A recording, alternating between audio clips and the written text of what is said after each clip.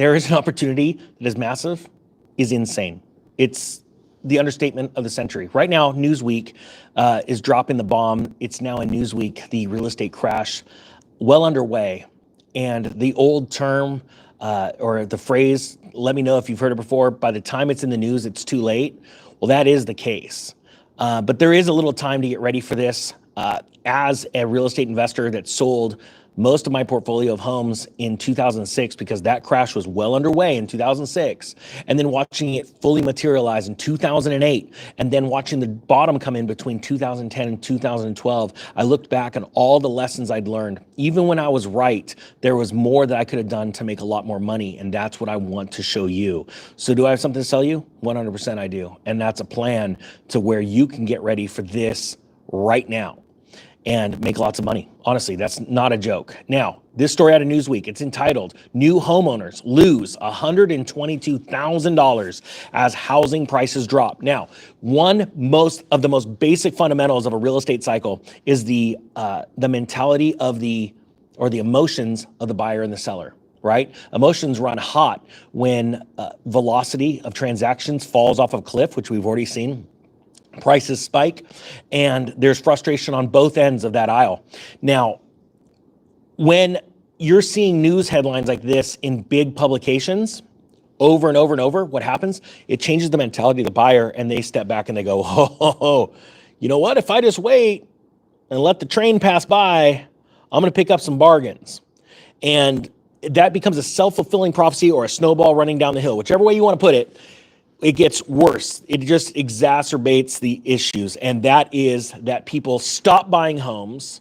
Sellers have to sell, whether being layoffs, which are already happening right now around the country, because of companies closing, people passing away. We've seen that a lot lately, right? Or just life. Life doesn't stop because the real estate market all of a sudden halts. People still need to move. And so you start seeing people, and remember, as fast as it comes up, it came up and everyone had a bunch of equity. It goes down super fast too in equity. And the reason why is because people that have to move, they drop their prices. I have a friend, and we're about to get to this story in Newsweek in a second. I have a friend in Idaho that has a beautiful place, priced it very aggressively on the lower 1/3 tier of the comps at around $850,000. He is now down to $600,000 and cannot sell that house. And he had no problem over time dropping it $200,000. He now looks back and told me he wished he would have listened in May and sold it. Why? Because rates. You know, you're hearing in the news headlines right now that rates are dropping, rates are dropping. No, they're not. Rates are simply where they were in September or August, late August.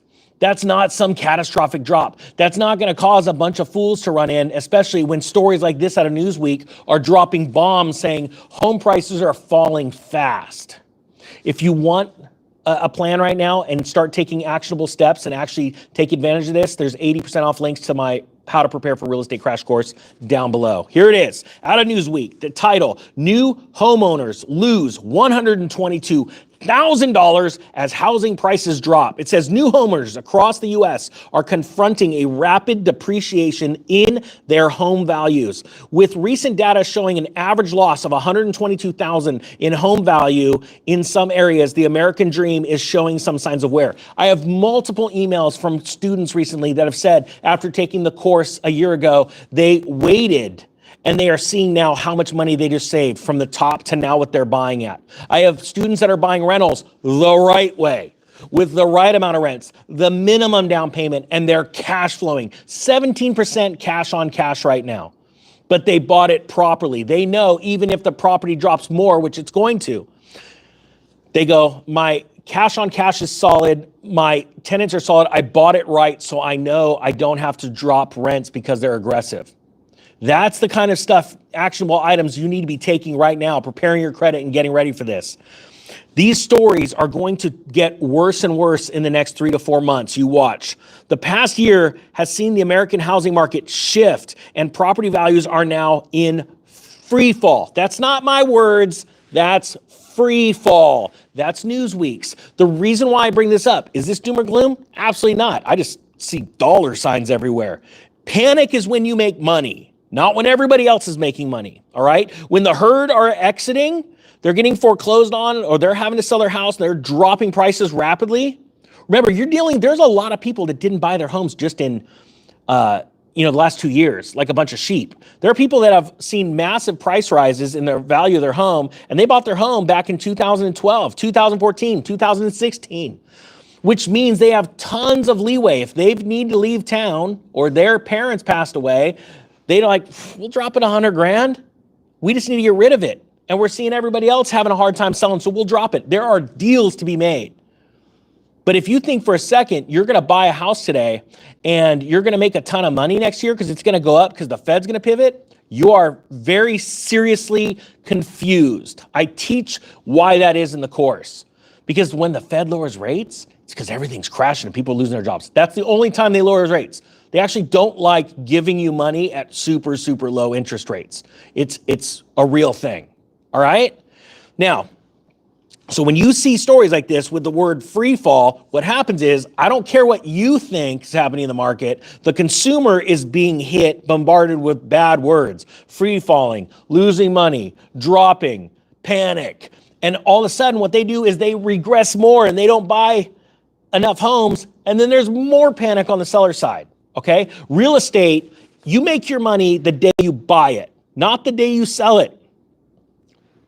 Because if you buy it right, and you have 5 or 6 different ways that you're going to make money from it, or 5 or 6 ways you've done this risk mitigation process I teach, it's so important because you sit there and you go, oh my gosh, I'm good. I have different plans on making money with this. It says here, the past year has seen the American housing market shift, like we said, in free fall, according to a November study issued by Point to Homes. Owners who battled historic mortgage rates to purchase their homes are now facing a market in retreat as single-family homes shed up to $223 daily in value. I know it doesn't sound like a lot, right? Well, but what's 223 times 10? Oh, that's $2,200, $2,300. Now, what is that in a month? Oh crap, that's $5,000 or $6,000. Okay, I see now what's going on. And these numbers, these little statistics are going to keep bombarding you. As a matter of fact, there are people from Newsweek that watch this channel or the other channel. It was the other channel, and highlighted one of the videos I did. It's only going to give them more ammo.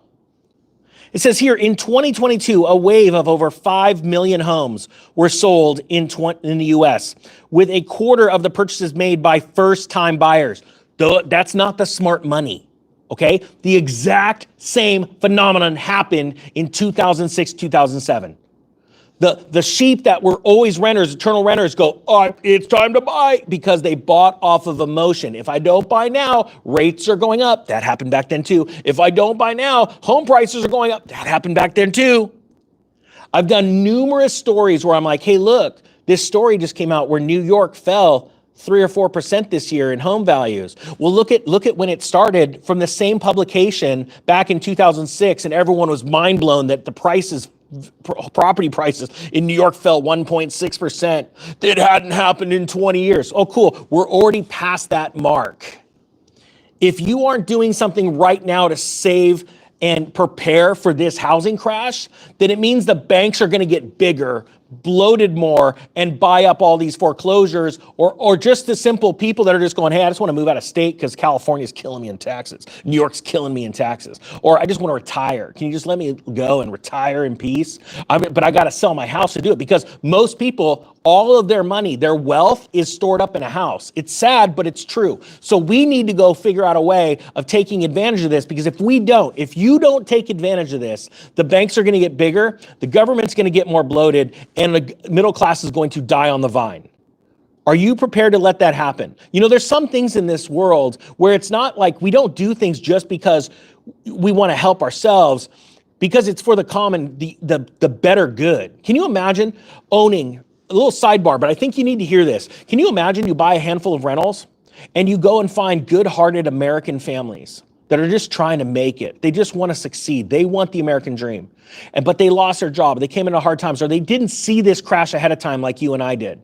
And then you go rent it to them, and then you say, you know what, if you want, I want to make money off this, but in the future, if you're a good tenant, we could work out a deal where you're setting aside and you could buy this property from me. And you could put them on a path with financial education and give them the respect that they need to earn. We need to earn respect, okay? It's not given, it's earned. And I don't know if you realize this, but I don't got a lot of respect for a lot of people that are running our country right now or running our banking system right now. And it's not our banking system, it's theirs. So can you imagine being able to do this? There are a lot of people that just go, I just want a house for myself. I'm like, well, then you're thinking too small. Our country wasn't built on small thinking. It's built on big thinking, on dreams and hopes. But then you could crap in one hand and hope in another. Let's see which one fills up faster. This is not a joke. There is massive amount of money to be made, and I don't want to make it by myself. I want to make it with 1 million of you. But you need the nuts and bolts, and you got to invest in yourself. That's what it comes down to. And stories like this out of Newsweek are only going to ramp up over the next 90 to 120 days. Get ready. There's going to be all kinds of trouble in 2024. So the question is, do you want daddy government to put it out for you, the fire out for you? Or do you want to go and crush it? Put it down below what your answer is. It says some of those new entrants, we're talking about the sheeple, the people that were eternal renters that are filing in right now, they're going to lose their homes. Some of those new entrants to home ownership now find themselves underwater as the market value of their home recedes. And you know what happens next? A lot of people, and I knew people back in 2008 that walked away from the homes, even though they could pay the mortgage because their mentality was small. And they kept saying, why am I paying a mortgage on a house that's worth $200,000 less than I paid for it? Small-minded people. That's why we have crashes. So do you want to let the small-minded people run the world and do these booms and busts, or you want to go take advantage of it? Are you a level-headed thinker, or are you an absent-minded thinker? If you don't answer these questions, if you can't answer these questions with conviction, you're not going to make it far in this world. And as I watch these things ramp up, you got to realize it's a massive opportunity, but it's there for the taking equally by good people or people with ill intent. It says 15 large markets in the U.S. were most affected on a year-over-year basis, according to Point. Now, I haven't read this before. Let's see if they get to it, because a lot of media is hiding the fact that Vegas is losing the biggest. And the reason why, between Vegas and San Francisco, they don't want you knowing how bad it is. So they leave them off the list. I've not read this story yet. We're going to go through this together and find out if they're telling the truth. So if there's anyone from Newsweek, get ready for this one. 15 large markets in the U.S. were most affected on a year-over-year basis, according to Point 2. For both single-family homes and condos, single-family homes in Memphis, Tennessee saw drawdowns of 17.1%. They're okay. They're not going to bring it up. Vegas is already worse. Oh, wait, they got it on a map. Let's see. Let me keep going.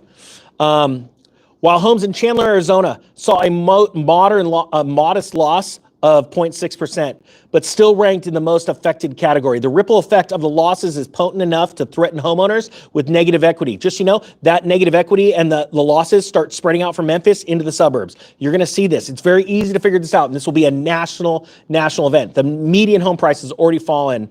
I believe, I don't have the numbers with me. I think we're on par with the median home price drop on a percentage basis from the entire Great Recession combined. Okay, there's going to be massive deals in the next year and a half, 2 years. So let's go here. Let's go to wherever they're saying. Okay, it's not just those 15 markets that were hit. Looking at the top 100 markets in the U.S., Point 2 analysis charted smaller year-over-year price drops that deflated values in 36 cities for condo owners. Condos drop more on a percentage basis than homes. Little quick tip. They're great for rentals. Anyway, sorry.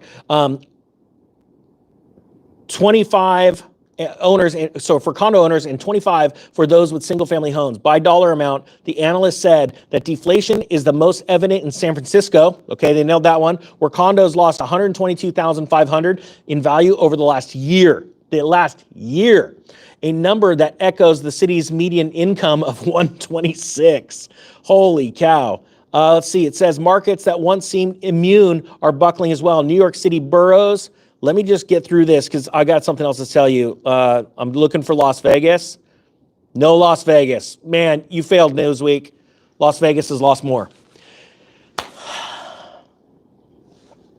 I've told the story a couple times. There's a famous YouTuber that I convinced to not buy a home in Las Vegas when all of these, and this person is not in finance, but they know all of the famous finance people, all the famous finance people that moved to Vegas a year and a half ago were telling them to buy a home, and they listened to me. It was a young person.